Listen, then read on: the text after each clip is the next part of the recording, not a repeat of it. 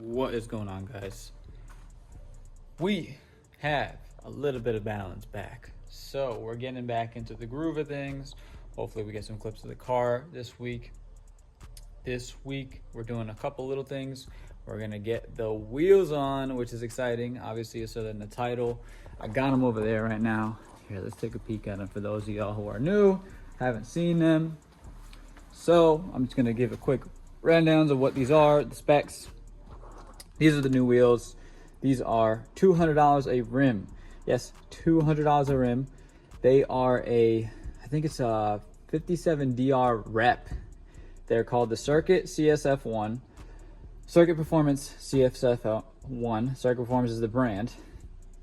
I got them double staggered, so these front ones are going to be 17.9 and the rears are 18.9.5.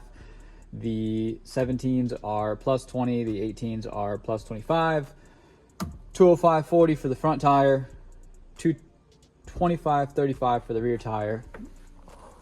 So I'm hoping the 17s are going to be small. That's going to make the car really, really low. I'm not too happy about that. I'm not going to lie. Hopefully I don't have to lower the car at all. I really don't want to lower the car too much more. In the front and the rear, it's definitely going to be lower, which is what we were looking for in the rear. It's fine. The only issue is the exhaust might touch more, it is what it is. It is scraping a little bit when I bottom it out, when I'm going fast and I make the car hit a bump hard. Other than that, I haven't had any issues with the exhaust. The exhaust has been great.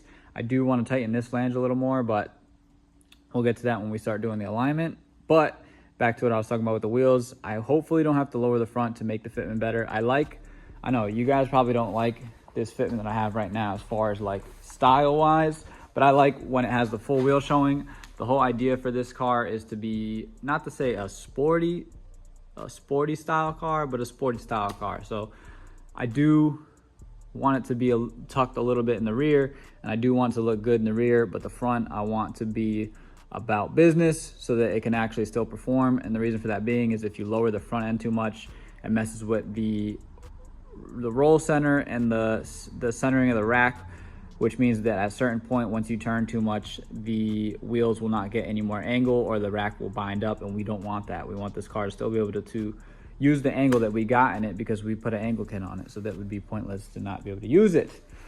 So we are putting springs in the rear.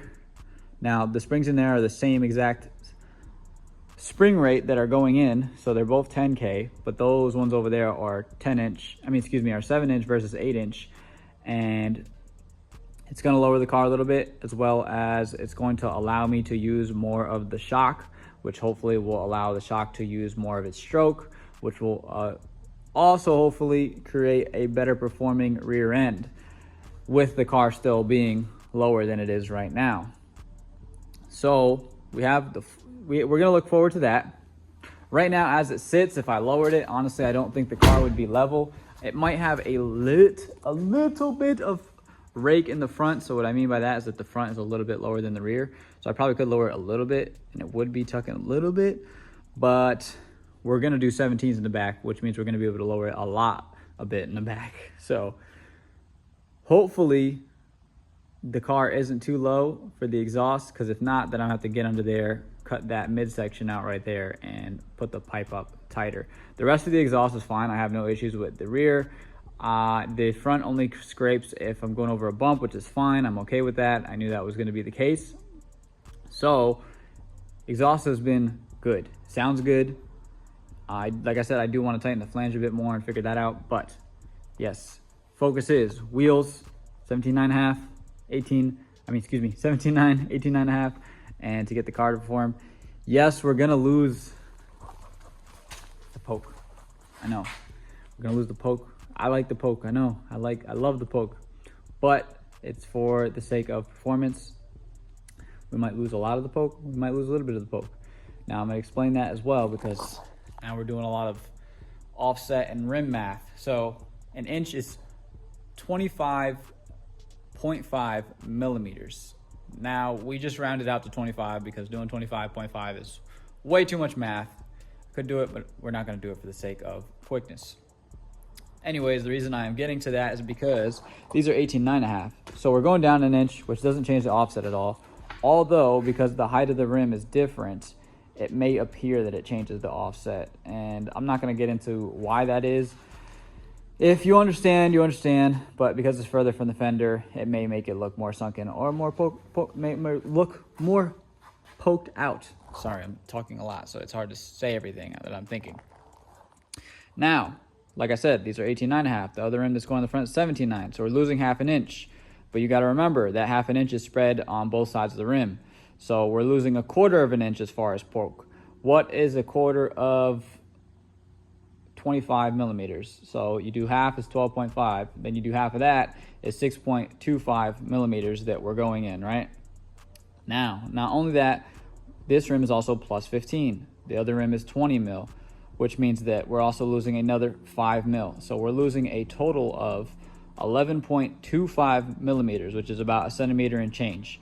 So in a perfect world, this rim will go in probably somewhere, you see where the top of, like where my nail is, like that part of my nail that's in the middle of the camera, that will be about where the rim should sit. So we still should have a decent amount of poke.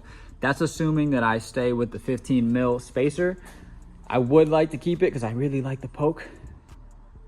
I may try it without it and see how much it sits in, because it'll perform better if I put the rim further in, and if I still get my angle that way, it'll definitely perform better. It's not gonna look as good, but I'm probably gonna keep the 15 mil spacer. I may even do a 25 mil spacer if I don't like how it looks with the 15 mil. But again, we'll get to that when we get to that. Now in the rear, we're talking 18.10.5 to a 18.10.5 to an 18.9.5. So we're not having too much difference here. We are, well, actually, I'm lying to you because we have offset to calculate too. So we're going down an inch, which, okay, we'll have a lot more compared to that rim, but I don't think it's going to be that crazy, because if you look, we're poking out already pretty far here. We probably got like an inch of poke, and we also have not cambered these wheels right. So not only do we have an inch of poke, but this rim is going to come out this way more because we're going to put in more positive camber to get to zero. With that being said, we're going to do some more calculations here. So 25 mil, we're going down an inch. Now you got to split it in half because that inch gets split between both sides of the rim. So we're going down 12.5 mil, as well as another plus 10 because it's plus 25 in the back. So we're going down 12.5 mil, 22.5 mil. So we'll be going in just under an inch. It's about 2 centimeters and it is 2 centimeters and 0.25 and a quarter. So it'll be about an inch. So hopefully, what I'm hoping for is that the rim will sit flush with the fender. If it does, that'll be pretty good for me. I'll be happy because then I can really lower it on the tire. I hope that the tire sits a little bit closer to the outside because I like the way that looks, but it's probably not going to be the case considering it has more or less offset. I know, a lot of information. This is what's going on today. Although we have the wheels, I'm being lazy today. Now, I got myself down here, but I have 2 more days, and I understand that, and this will be much easier with a second person. Zach is supposed to be coming tomorrow. Not going to make any promises. We have lives to live. It just is what it is. But cross our fingers. Hopefully Zach's coming tomorrow, and he'll be in that bay. I think he has to do sway bar links and something else with his car, and it's the BMW. So we'll be helping him with that, and then also doing my car. Today, we have a tail light with a light bulb out. Now, the nice thing about these is I haven't had to change it because they make these, because they're luxury. They want to make it so that you don't have to change the light bulb immediately. They put 1, 2, 3 in here. I'm not changing all 3. I'm just going to change that one, but I do have to do that. So I'm about to take this tail light out. I still got to take all these 10 mils out, take that out, swap that light bulb. I'm not going to film too much of that. I will say, a side note, we still have to figure out why I don't have hazard lights or signals. But again, I haven't had any issues. The other update on this too, battery has not moved.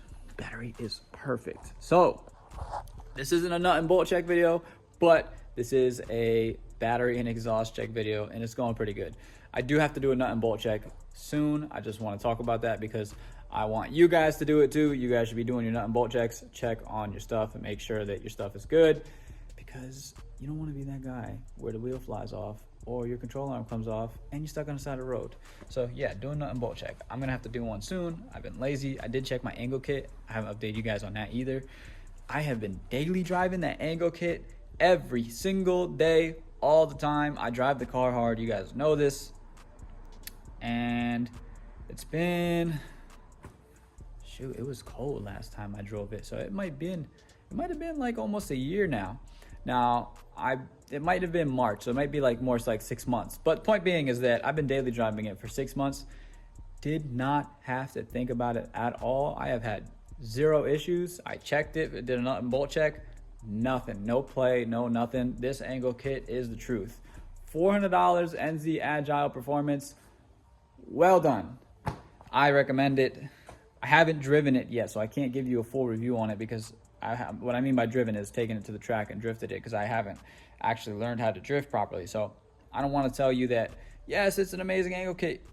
I don't know. But reliable wise, yes, I beat the crap out of it. It definitely gets its abuse, even though I'm not going full lock. You know, I'm going back and forth all the time, and I haven't had any issues with play or anything like that. The rack has been fine. I haven't had any issues with the rack because of it.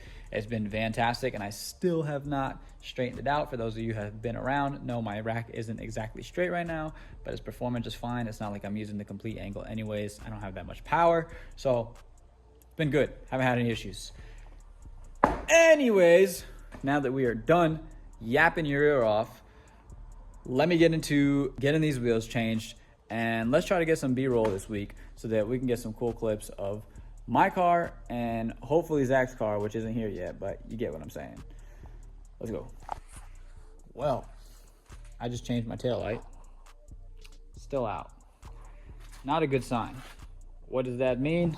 Don't know yet. But if I had to guess, I bet that has something to do with what's wrong with my signals. Right now I'm getting the car in air. Zach is now here. He's got this mess of a door card. What's going on, Zach? Just chilling, bro. I gotta freaking sort this out. If you own an E46, man, the freaking door cards go left and right with the window regulators. So he's doing that. He's trying to fix his door card in his window. And you might get to some sway bar links. I think I might have mentioned that. There's a door card. There's all the old exhaust stuff.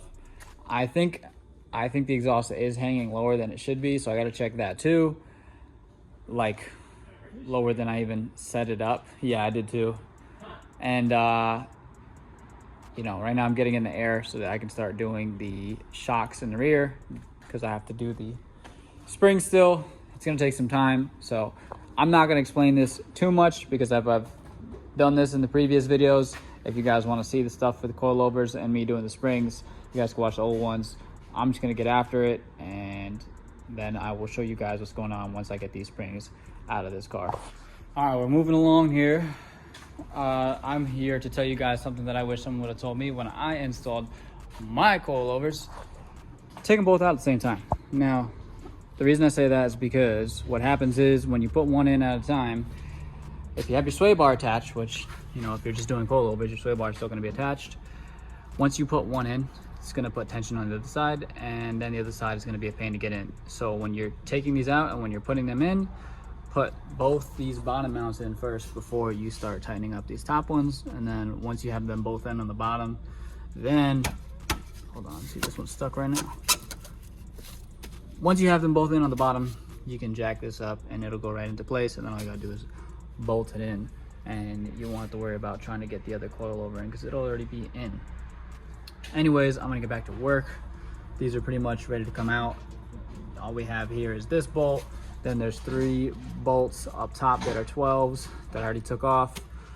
And then we're gonna have to take this 18 that holds down the actual coilover, the spring in there, which I already loosened so that it's not tensioned up while it was in the car. And now I'm about to release it, take this coilover out, and then swap the springs, and I will show you guys that. This is pretty straightforward. Like I said, once I showed you guys that these are the 412s I was talking about that came out, and then took that bolt off, this thing came right out. Once you take that 18 off on top,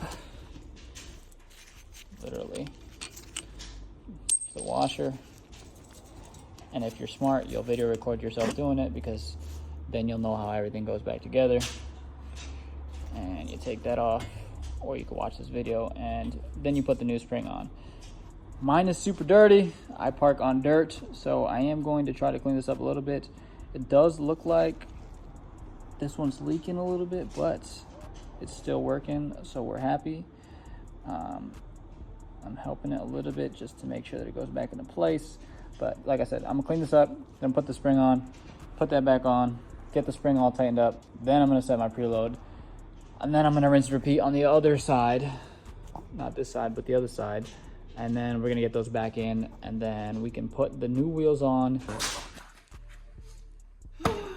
I'm stressed. So, take a look at this. We got the wheels on, everything's on. But, dude, the car's come on here, come on here. We even got the creeper for you? Yeah, you can just put the camera on the ground. Yo. The exhaust is low. We're about to pull it out. Come on here, come on here. We're gonna pull it out because obviously it's gonna scrape, but we wanna see how much it's gonna scrape. I mean, look at the fitment. The fitment is terrible right now. This is what me and him were just talking about. Dude, that looks clean. It does not look clean, bro. I'm not happy with this. I'm gonna dump it more, but I'm gonna have to cut the mid pipe or the mid section of the exhaust like I was talking about before, because there's no way I'm gonna be able to run it this low without doing that. The front can go lower. I don't know how much, because I'm probably gonna scrape subframe, which, let me see where I'm at right now. I'm actually not that bad. I probably got like 2.5 inches from the control arm. So it's not good, but it's not bad either. I think I gotta go back to 18s up here, which is disappointing. I'm gonna run these for a little bit and see how it works, but this is bad, bro. This is bad. So let me pull this thing out, because he's gotta go.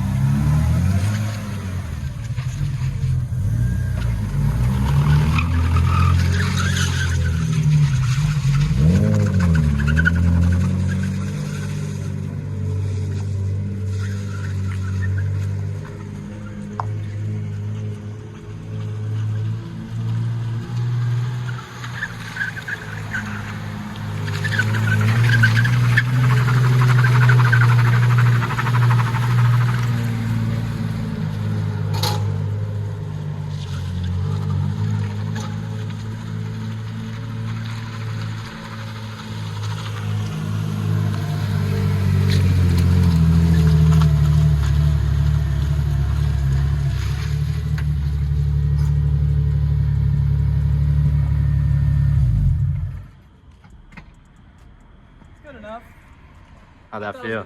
I thought I was gonna scrape way more. The rear was actually really gripped up because of this. The camber has less camber now. I haven't done the camber adjustment, but the way that it's set up right now, it's more gripped up, so you feel the diff a little more chunky, but it's drivable, which is a miracle. You guys heard, I only hit the thing twice and I was on bumps.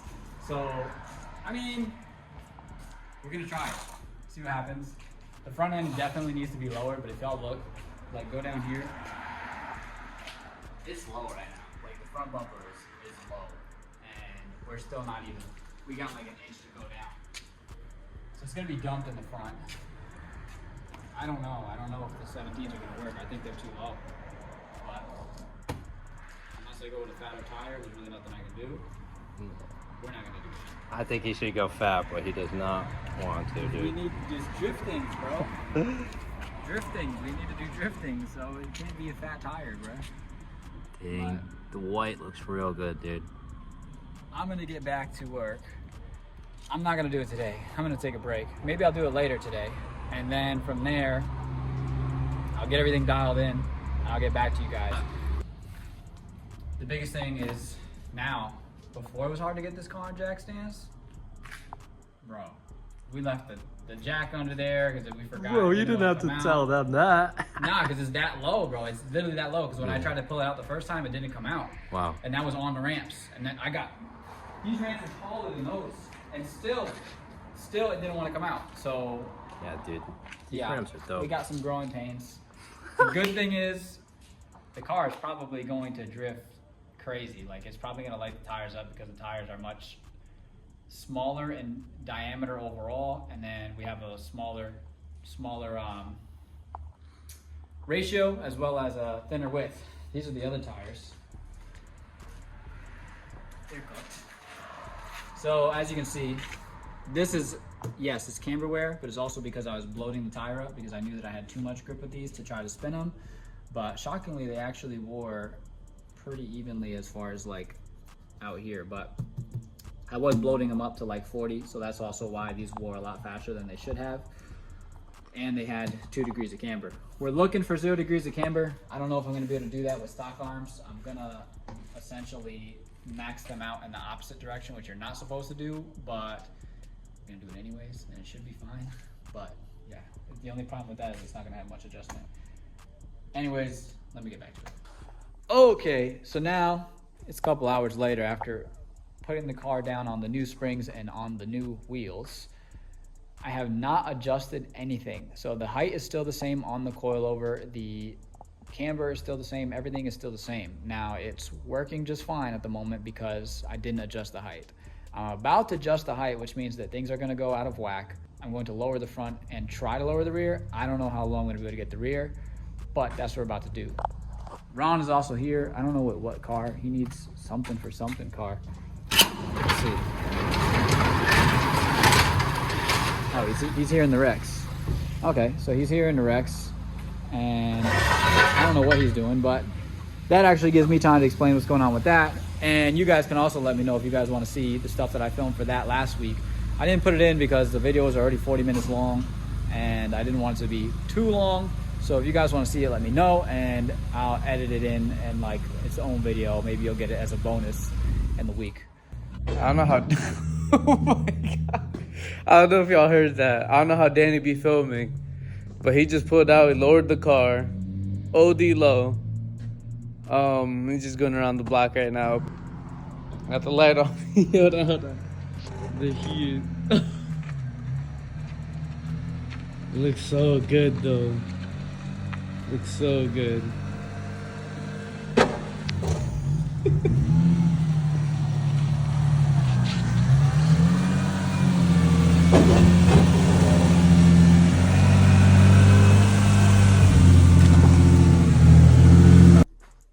Whoa, that was so bad. So this is like, I now adjusted it back. Now I went down 1.5 inches, maybe like 1 3/4 inches. I just went back up 1 inch because y'all heard it. You heard the car bottoming out. So this is where we're at now.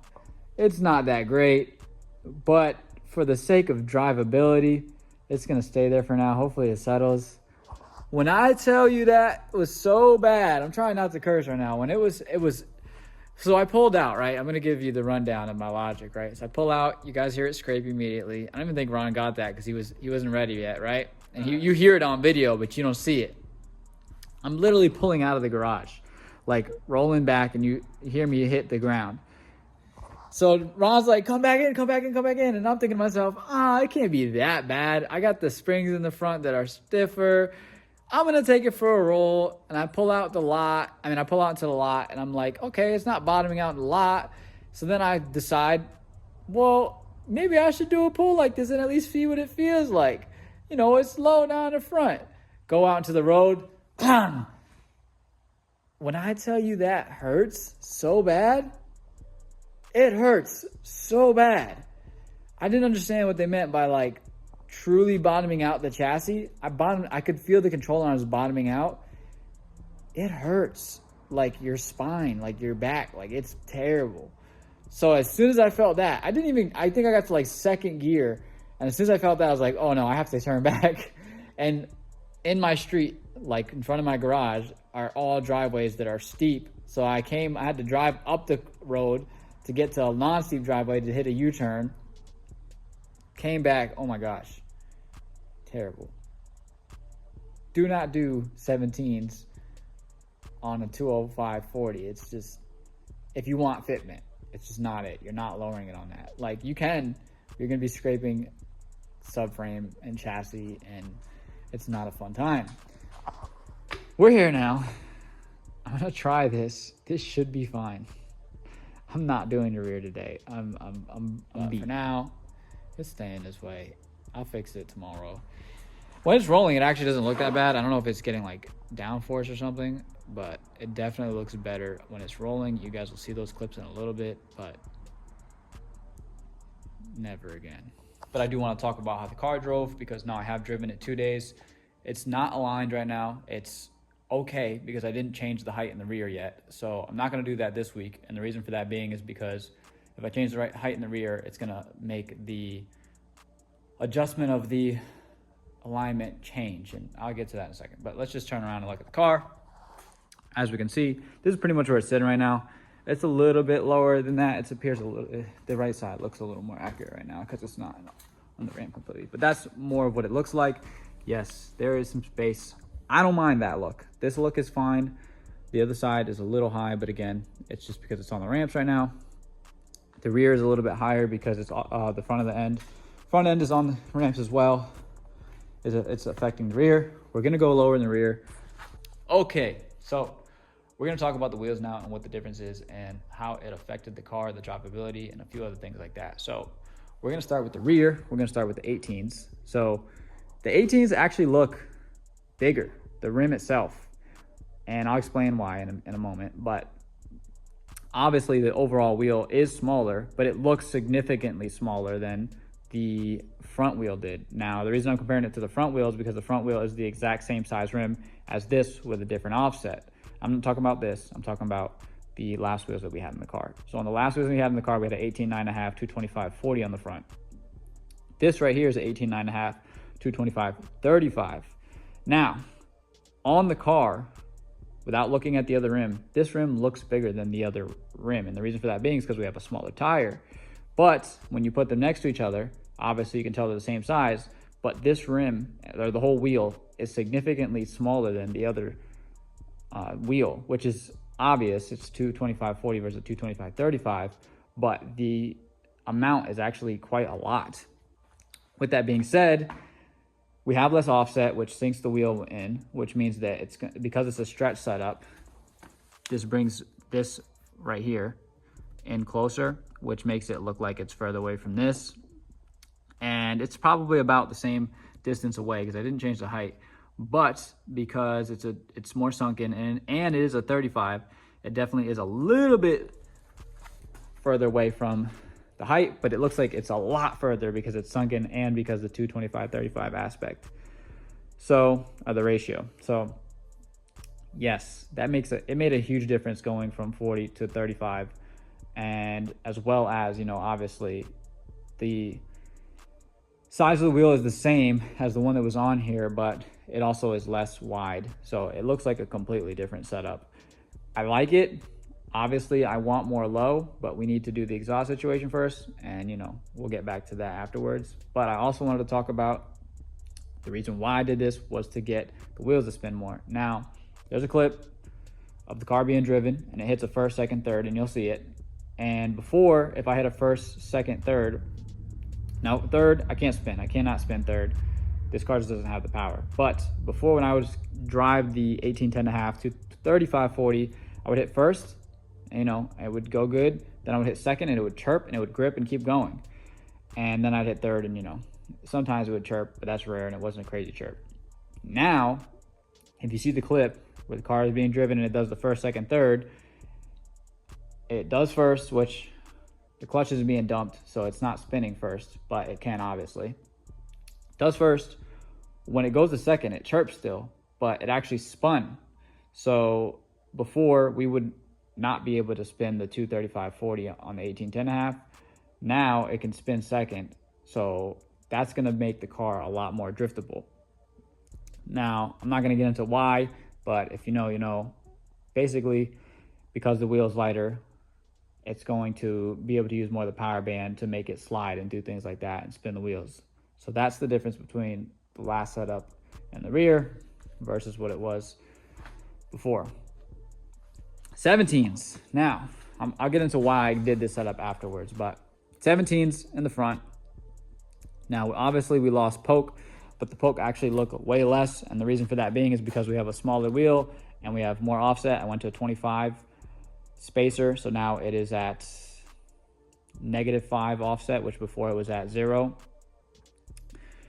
Now, because we went to that spacer, we technically have more camber, which means that the subframe is going to be closer to the ground. Again, I'm not going to get too into that, but I will tell you why 17s don't typically work. Now, because we have more camber, and also because we have more camber and more offset, the 17 obviously has less leverage than the other setup did, so we get more camber, which makes the wheel go like this more, which is going to make it look more sunken. So we have less poke, even though this wheel has a lower offset than the other setup right now. It is also a 9, so technically, with that being said, we lose a 1/2 inch, it goes down 6 mil, so we should be around exactly the same, but it still looks like it still is less poke than the other setup.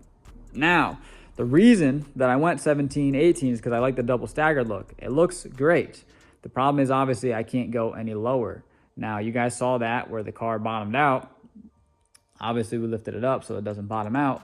But still, if I hit harsh bumps, I will still bottom out the front, which is crazy.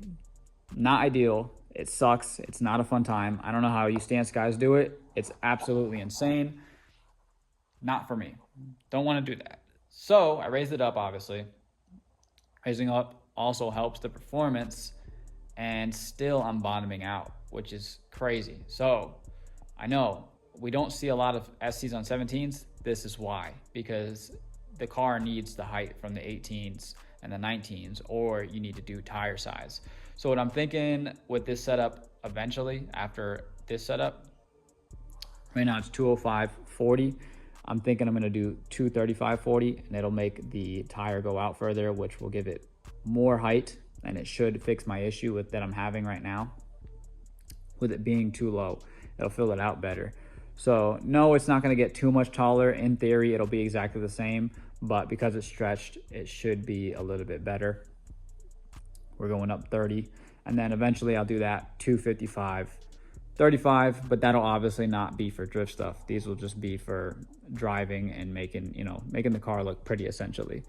Yes, I wanted to do this setup as it was and keep it like it is, but it's just not going to look pretty, so it defeats the purpose. So the reason that I did that, like I said, that was to be pretty, was to be 17, 18, and I like the double staggered look and the way that the car looks and its stances, but we just can't do it with this setup to the full T without having a fatter tire, and I just don't have the power for a fatter tire, so it's just not going to work.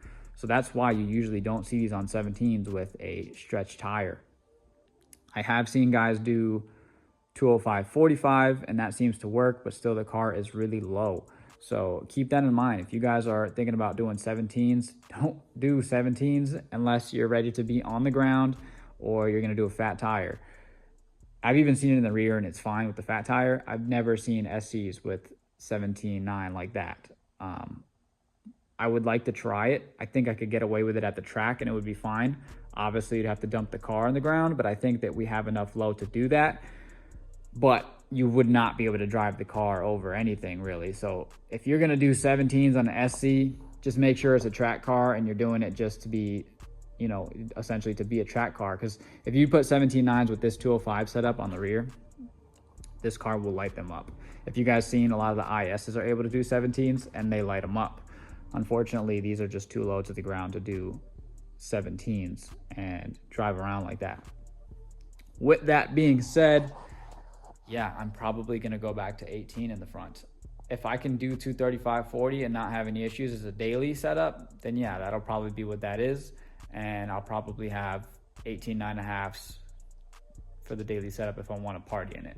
Because essentially right now, the way that it is, the way that the height's sitting, I should be able to put this rim on the front and it should actually look like decent fitment because it's a bigger wheel. Are we going to test that? No, I'm not doing all that. But I at least wanted to give you guys a detailed update of what this drive's like and how it's doing. Obviously, I still have to lower the rear, and that should help the front a little bit. But, you know, then we're going to be scraping in the rear a lot. So to be determined, I'll probably try to get the alignment done next week. The reason I'm not doing that this week is because I need a second pair of hands to hold the toe plates on the opposite side, and I'm just not going to go crazy trying to adjust everything and go back and forth and kill myself when I could just wait a week and do it right. We did get some sick clips this week, so I hope you guys enjoyed that. I don't have too much more this week. I know this is a lot of boring stuff right now, me chatting. You guys got some good clips, but you guys also got a lot of boring stuff. So without further ado, I'm about to close it out, but all I'm doing now is going to do a nut and bolt check on the rear, and then I'm not going to adjust anything. Like I said, I'm going to leave it alone, and we'll leave that for next week. The alignment is not terrible because I didn't adjust the height too much. The front didn't really change too much either. It is pulling to the right a little bit, but that'll all get sorted out next week.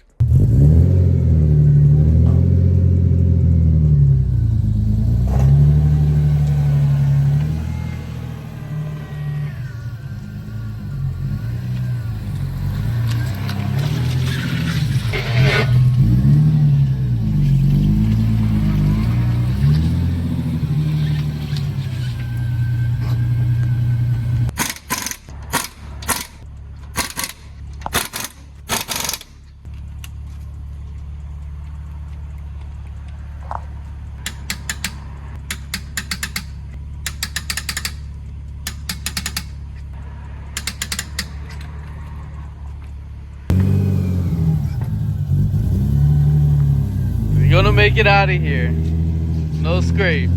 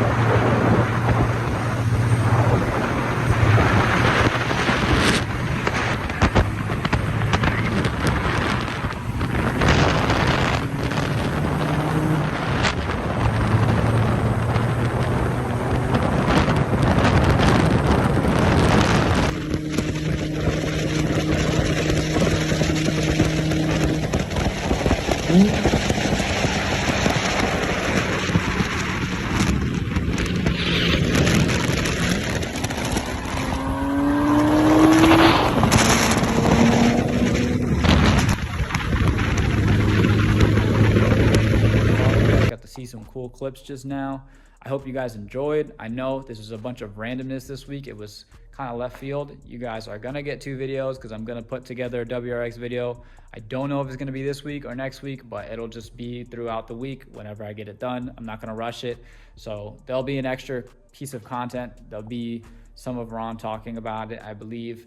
And yeah, it should be an interesting video. It should be a little bit different because it's not gonna be focused on the SE stuff, but if you guys enjoy the Rex content, it's gonna be a dedicated Rex video. As well as wrapping up this week, we did get the wheels on. We didn't get an alignment done, but we did get the springs in. So the springs are now in. They do perform better. Something else I forgot to mention just between me doing everything and talking about it that is also worth noting is that the springs did settle more on both the front and the back. I know the fronts is weird for it to settle some more, but it's because now we're more low and we have more leverage. It did make the springs settle a tiny bit more. So if you're going down to 17, something that I meant to mention also was get stiffer springs. I think if I keep running this setup, I'm going to go to 16 in the front, maybe stay 10 in the back, or maybe go 12. But anyways, back to this outro. That is what happened, and that's what's going on this week. We had some fun. I hope you guys enjoyed. I will see y'all next week.